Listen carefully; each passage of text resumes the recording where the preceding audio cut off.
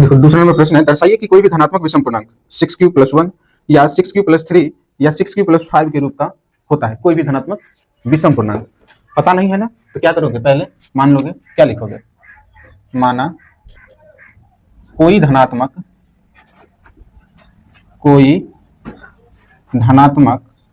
कौन सा पूर्णांक है, विषम पूर्णांक, क्या हो जाएगा, a। जबकि भाजक को ही ना b मानते हैं, b बराबर यहाँ पर क्या दिया हुआ है, 6 दिया हुआ है ना। यहाँ पर लिखना, इसीलिए कौन सा प्रमेय लगाओगे यहाँ पर, यूक्लिड विभाजन प्रमेयिका से। तो ये हो जाएगा a बराबर BQ+R, यही है ना। तो फाइनली तुमको मिलेगा a इक्वल टू b की जगह क्या सपोज किया है, तो 6q ऐसे ही रहेंगे, प्लस में r हो जाएंगे, समझ गए। अब हम समझते हैं, अगर भाजक 6 है, भाजक क्या है, 6 है, अगर किसी संख्या में तुम 6 से भाग दोगे, यानी a में 6 से भाग देगा, तो जो भागफल आएगा उसको हम q लिखेंगे। उसके बाद नीचे जो शेषफल बचेंगे उसको क्या लिखोगे, r लिखोगे ना। तो एक बात यहाँ ध्यान रखना, अगर 6 से किसी संख्या में भाग देगा तो इसका जो शेषफल बनेंगे वो या तो 0 बनेंगे, या 1 2 3 4 और 5, 6 नहीं बनेंगे। 0 से लेकर जिस संख्या से भाग दे रहा है उससे कम ही बनेंगे। यानी इसे लिख सकते हो 0 के इक्वल टू r है और लेस देन कितना है, 6 है। बात बुझ गया, कोई दिक्कत यहाँ तक, यहाँ लिख देना, जहां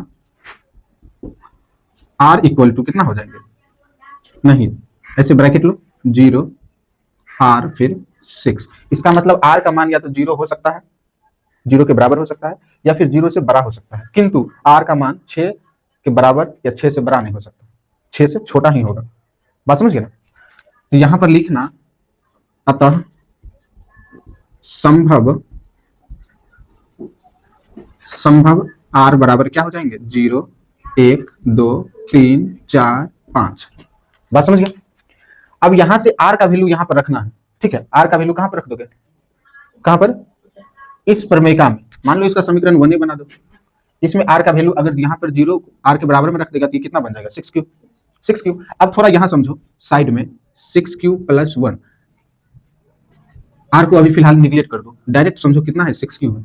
यह एक सम संख्या का फॉर्मेट है, किसका फॉर्मेट है, सम संख्या का। सम संख्या कोई भी रहेगा तो इसी फॉर्मेट में रहेंगे, समझ गया। जैसे मान लो q की जगह 1 रखेगा तब क्या निकलेंगे, 6, q की जगह 2 रखेगा कितना निकलेंगे, 12, 3 रखेगा तो 18, 4 रखेगा तो 24। सब के सब कौन सी संख्या आ रहे हैं, सम आ रहे हैं ना। इसका मतलब डिपेंड करेगा कि r की जगह क्या रखेंगे कि विषम आएगा, ये ना डिपेंड करेगा। तो अगर सम में 1 जोड़ देंगे तो विषम हो जाएगा, 2 जोड़ देंगे तो सम हो जाएगा, 3 जोड़ देंगे तो विषम हो जाएंगे, ठीक है। तो अतः इसमें से जो 5 जो पॉसिबल मान्स आएंगे, 1 से 5 और 1 0, इसमें से अगर हम पहले ही विषम संख्या को फाइंड आउट करके छांट दे, ठीक है, और इस समीकरण 1 में पुट कर दे, तो हमारा एक ही बार में इसका आंसर निकालना पॉसिबल है। तो यहां पर लिखना, पुनः r का विषम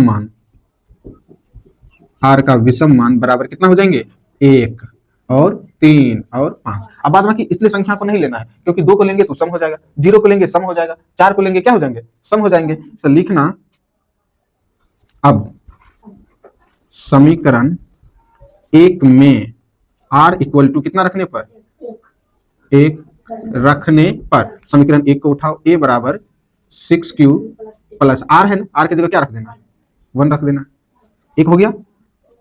लिखना पुनः r बराबर कितना रखने पर, 3 रखने पर, तो a बराबर 6q प्लस कितना, 3, समझ गया। फिर से पुनः लिखना, और a बराबर क्या हो जाएगा, 6q प्लस 5। अब बताओ, यही ना हमें प्रूव करने के लिए बोल रहा था कि कोई धनात्मक पूर्णांक को इस फॉर्मेट में चेंज करो, a बराबर 6q+1, 6q+3 और 6q+5। तो यहाँ लिखना, अतः कोई भी धनात्मक विषम पूर्णांक, कौन सा पूर्णांक, विषम पूर्णांक 6q+1, 6q+3 और 6q+5 के रूप का होता है। और यही प्रूव करने का, दर्शाइए का मतलब क्या हो गया, प्रूव करना। यही प्रूव करने के लिए हमको बोला जा रहा था, समझ गया ना। उतार लो इस प्रश्न को।